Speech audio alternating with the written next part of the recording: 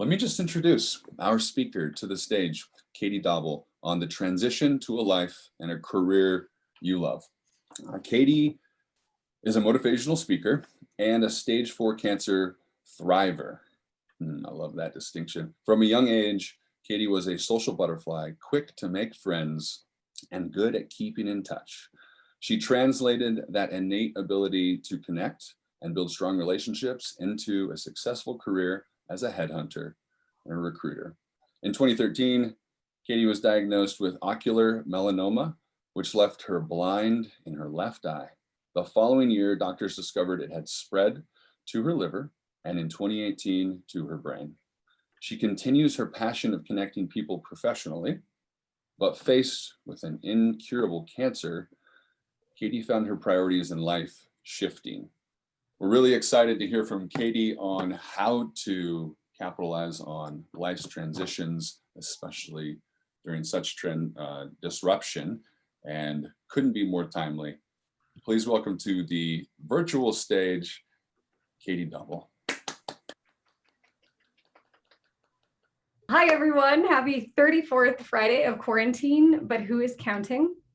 I'm going to just start off today with my favorite meme. And one of the things that I've really loved about COVID is all of the hysterical memes that have come out.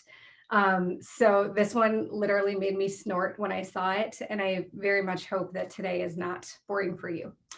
As you can see by my super sexy haircut, I've had to be extra careful this year. And what started as a scary threat to someone living with stage 4 cancer, but stable for the last 3.5 years, turned even more terrifying when in May, I learned those stable tumors in my liver, very on brand with 2020, nearly doubled in size. At the start of the pandemic, I was thinking, thank God I'm not in treatment, because how would I manage that on top of the anxiety of what's happening? And here we are. I've gone to Pittsburgh 5 times this year and spent 17 days in the hospital there in September getting a pretty intense therapy. It was my 9th treatment and my 4th clinical trial in the last 7 years. Here are some pictures of me in the hospital, and that is actually my boob. I came out of interventional radiology and I looked down and I said to the nurses, oh my God, you gave me a nipple tassel. And so I became known as the girl with the nipple tassel in room 527. So today I'm going to talk to you about my career and my dreams and how my illness has given me the courage to create the life I want to live. My hope is that I will challenge you to envision what that life looks like and encourage you to not wait for a life-threatening disease to create it, to transition now. I'll start with the 25-year-old version of myself, and I assure you I'm about to do some pretty serious oversharing in a very big way. In my mid-20s, as a virgin, I managed to contract an STD through skin-to-skin contact. I had a serious boyfriend at the time, and I was living in Minneapolis working at a boutique product development agency as an account manager. I went from this radiant, confident version of myself who was certain in her career, friendships, and relationship to a scared, lonely, insecure woman shadowed in shame. Warts are typically burnt off, and that's the end of it. But for me, they persisted like mother effers and spread like wildfire to the point that I had to have surgery on my lady parts. My biggest fear in life was someone learning my dirty little secret. I didn't dare tell anyone apart from one of my closest girlfriends. And I finally got the courage to break up with the guy and move to Denver to be close to my sisters. That was 12 years ago next month. I was worried about moving here. I associated transitions with negativity because the first big transition I experienced in my life was the loss of my mother when I was 15 years old from pancreatic cancer. I understand now that was not just a transition, that was trauma. And in addition to my sisters living here, I had a couple good girlfriends who were here as well, which really helped me to settle in. I am also a massive friend hoarder. So any chance I have to make new friends, I'm very, very excited. So I made it my mission. I made networking an art form and I called it net boozing. Excuse me, sorry. And I pushed that slide too early. I landed a job at a roof consulting firm, which is exactly as sexy as it sounds, as a marketing manager. And then I was in 5 different sports leagues. So this is me getting my face smacked playing Gaelic football. I was out on the town every single night of the week, going from Gaelic football practice to pubs or to a Denver Young Professionals happy hour to a Snuggy pub crawl, which is also pictured here. I still had my secret, and as long as I wasn't home, I didn't have to face myself. Every time I looked in the mirror at home, I either frowned or ugly cried. Despite roofing not being quite as sexy as it sounds, I loved that job. And for the first time, I had a boss who saw me for my strengths, not my weaknesses. One encounter while we were out to eat on a work trip was one of my aha moments in my career. And I'll talk about more of these today. I was chatting up the server, and when he walked away, I said to my boss, I get the biggest kick out of talking to a complete stranger and finding common ground. And he said to me, Katie, you just described my worst nightmare. What? Not everybody likes talking to strangers? This part of me was so innate that it never dawned on me that other people might not like it or might not be good at it. Until then, I had no idea this was my greatest strength. He continued to encourage this strength of mine, and he would give me responsibilities that would play off of it. But in the end, I wasn't that jazzed about roofs. And so I felt this plateau coming on, which is the way I described every job I'd had to date, where after a year and a half, I felt like I'd kind of risen up and then I just sort of flatlined and hit my ceiling. By chance, I was introduced to a recruiter. I'd never worked with one before, but I decided to reach out. I was desperate to find a career. I wanted something to stick. I was tired of job hopping. So I met with a recruiter, and after asking her questions at the end of my interview, I told her, you have my dream job. I was always the one getting people jobs and connecting anyone who needed anything, and I did not know that you could make a living out of it. Around that time, a friend suggested I do Strengths Finder by Tom Rath, which I highly recommend. I learned my strengths are communicator, empathy, maximizer, and positivity.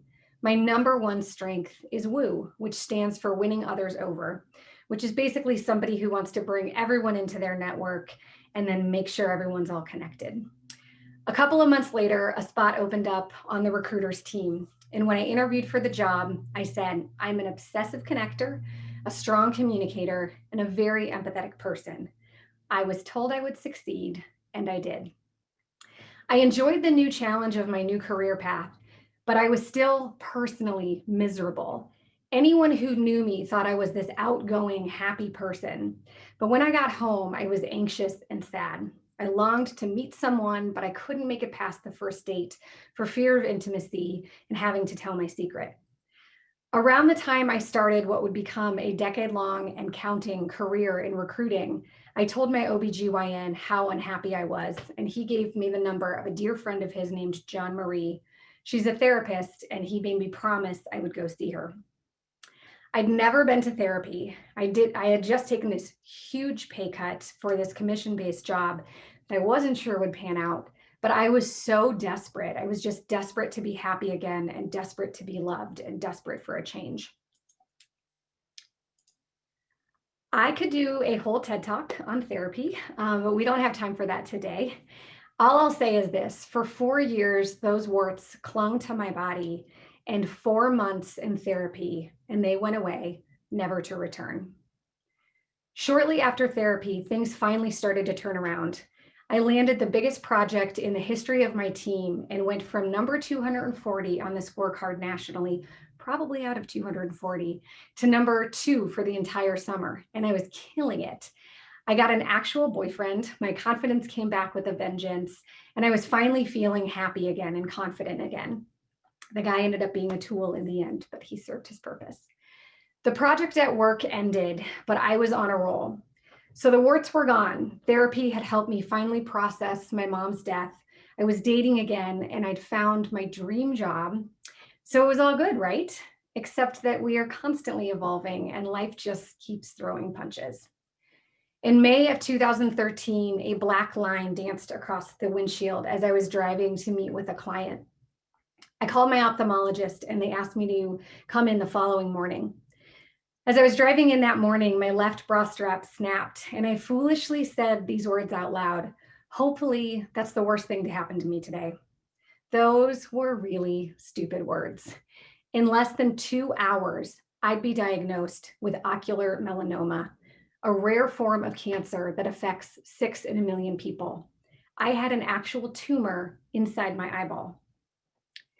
My team was amazing and very supportive. And as I navigated my treatment plan, they were quick to cover for me and give me time off. In less than 2 weeks, I'd undergo a week of radiation to my left eyeball, which would leave me blind in my left eye, and totally secure the cool aunt status.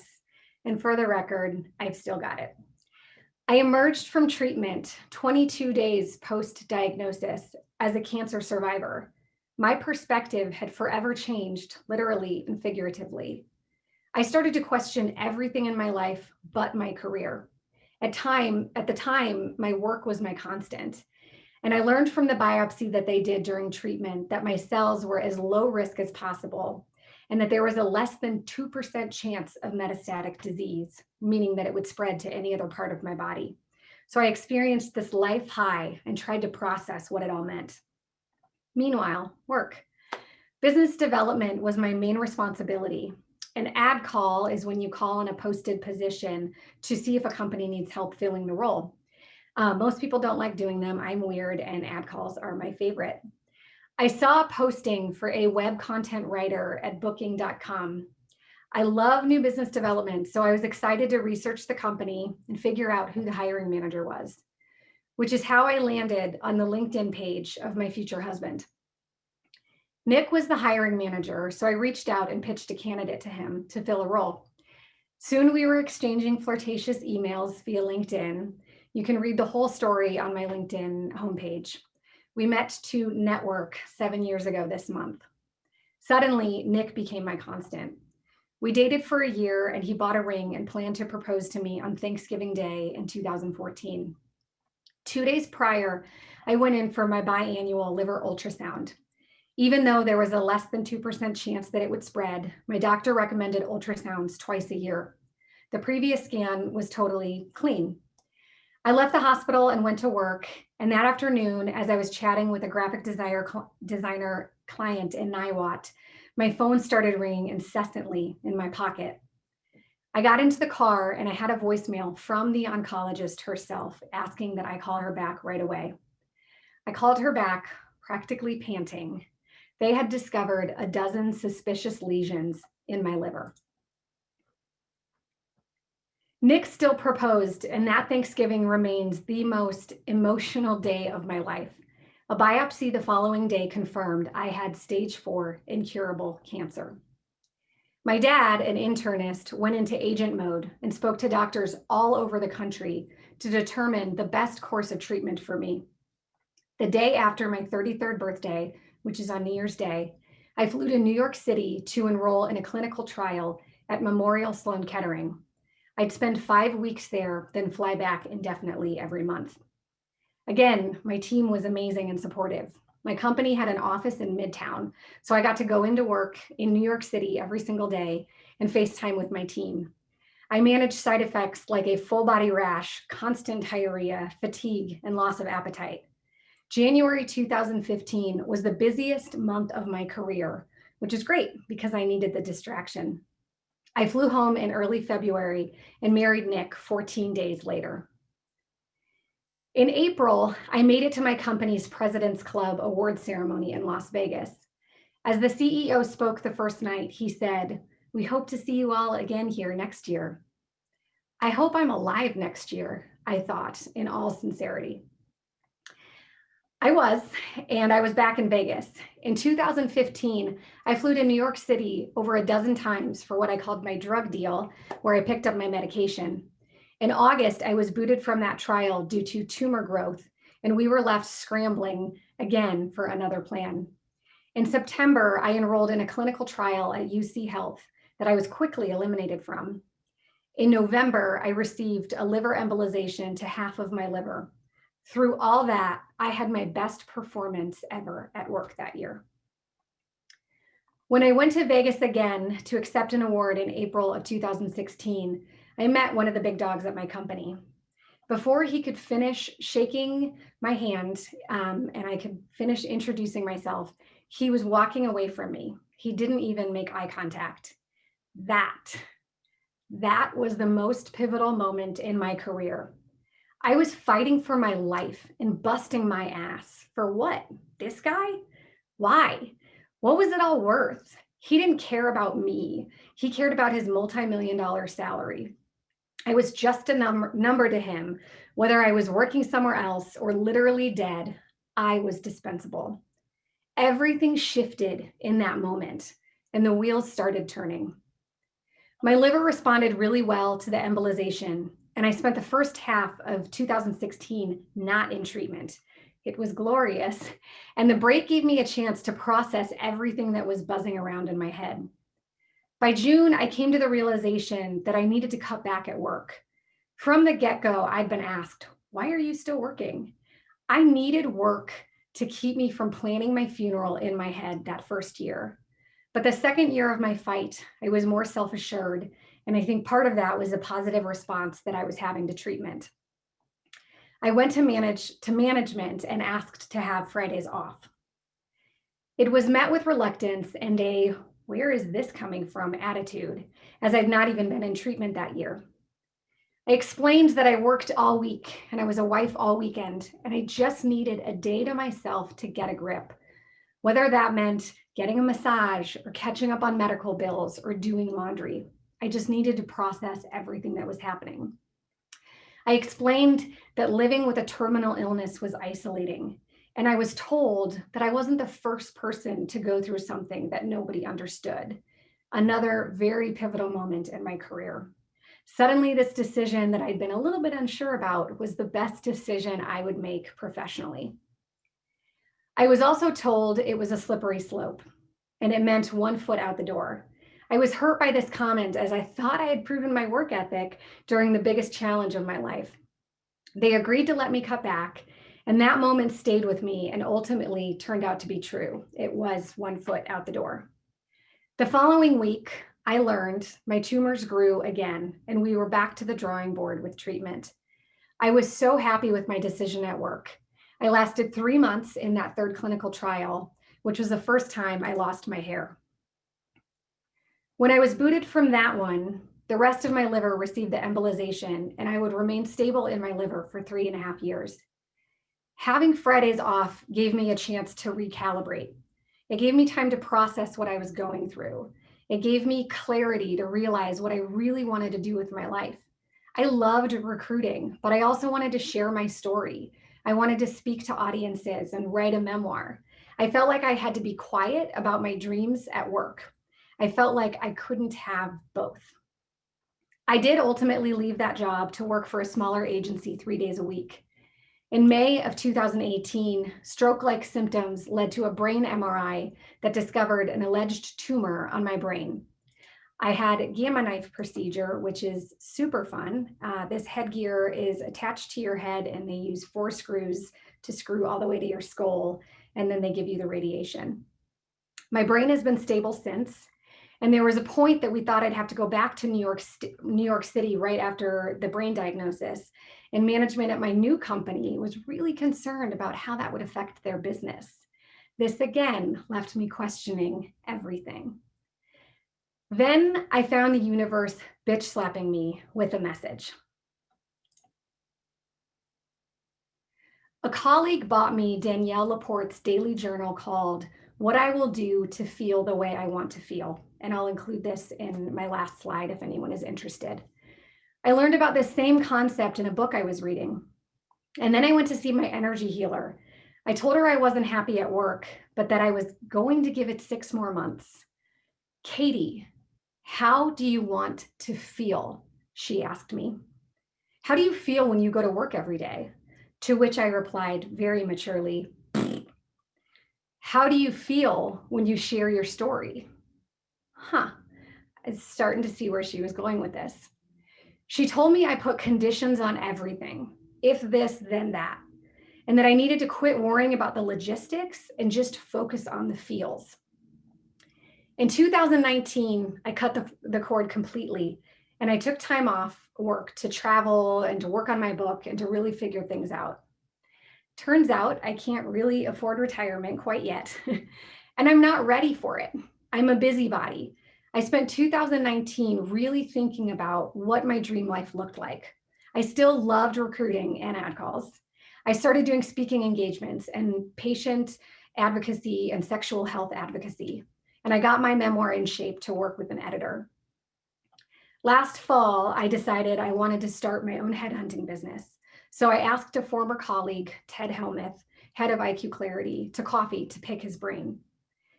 15 minutes in, he asked me to join his team and start the creative and marketing recruiting side of his business. I explained my passions and my 4-day work week habits, and he fully supported me. It was a no-brainer. I didn't really want to run my own business.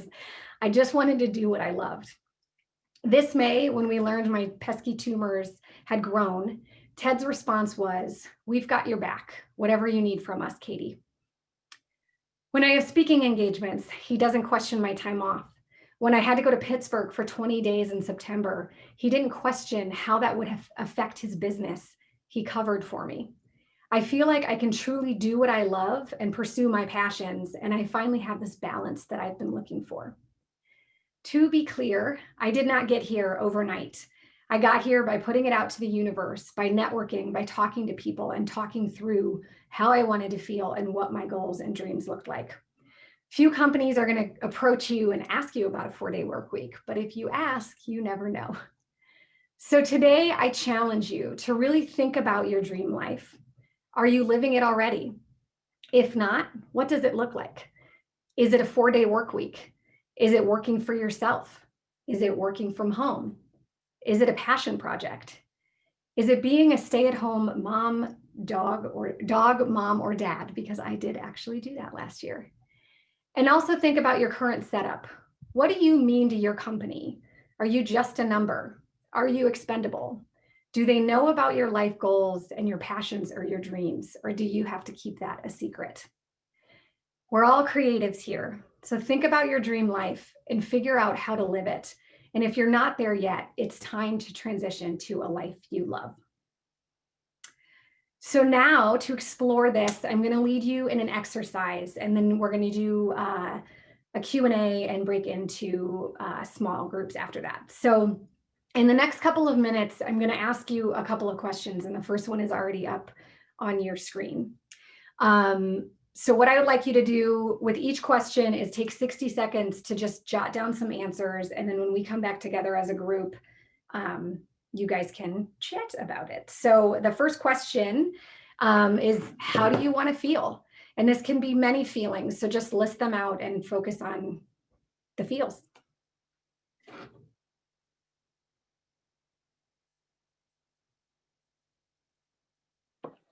Katie, to clarify, this is like how we want to feel in the future or right now, but we're visualizing this.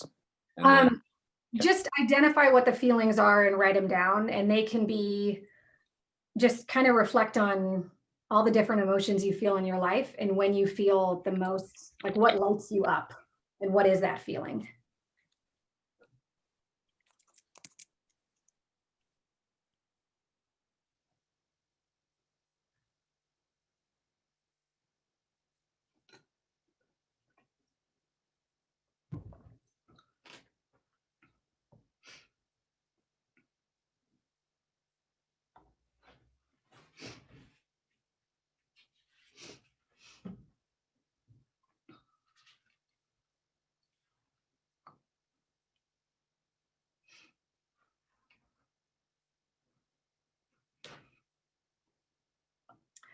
All right, the next question is, what are your goals?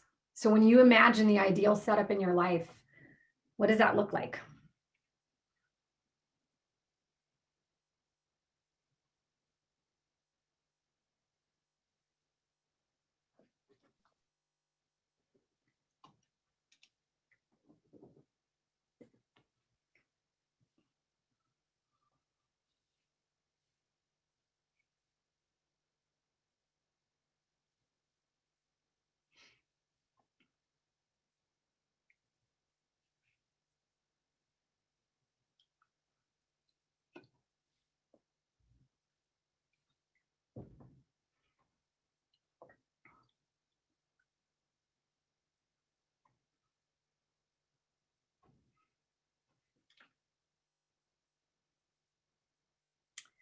All right, final question. What habits will help you achieve these goals? What can you start implementing daily or weekly that will help get you where you want to be?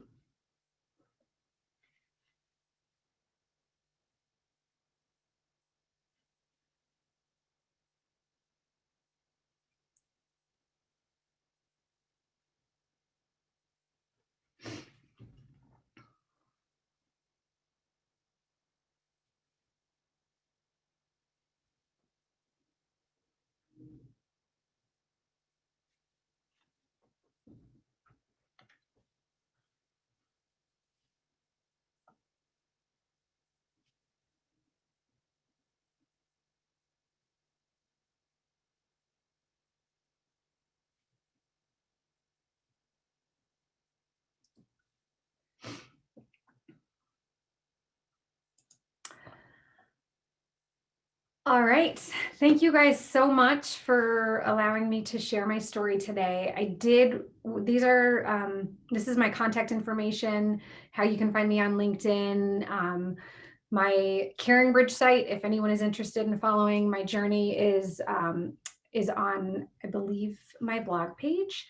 And I wanted to give a personal update to end. I did go back for my first set of scans last week, and we're seeing a little bit of shrinking, which is really, really exciting news. So my ongoing treatment plan is I just get scanned. I'm in this clinical trial, done with the treatment, but I just get scanned every couple months or so, and we're just in monitoring mode now. So that's all. Katie, thank you for being so vulnerable and real and raw with us. That's amazing. I want to invite everybody to actually clap with your volume off or just give her some jazzings. Katie, thank you so much.